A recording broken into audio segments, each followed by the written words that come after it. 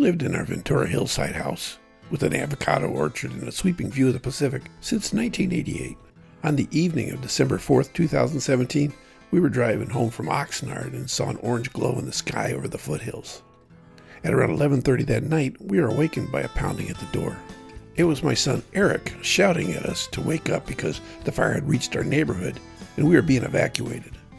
We had been evacuated once before in 2005, but that time we were able to return to our house that same evening. So we were not particularly concerned when Eric and Shauna came to warn us. They asked us what they could help us to collect quickly as we were getting prepared to leave. That's a tough decision to make in a situation like that. What do you take? There was no power in Ventura, so there were no hotels available. So that night and the following week, we stayed with our friends Arnold and Shelley. While sleeping in their guest room that first night, I received a text message at 2:30 a.m. from my neighbor across the street. It said, "Jerry, your house is fully engulfed." We were astonished. The next morning, we turned on the news and saw a television reporter in front of a burning house. Ruthann said, "Hey, that's our house." The next day, we drove up to what had been our house. It was a smoldering ruin. Nothing bigger than the things you could hold in your hand had survived. Very little was recognizable. The car I had left in the garage looked like a burned hay bale. It was tremendously painful to see a lifetime of precious possessions reduced to nothing but a smoldering ruin. We quickly found a builder and began planning our new home.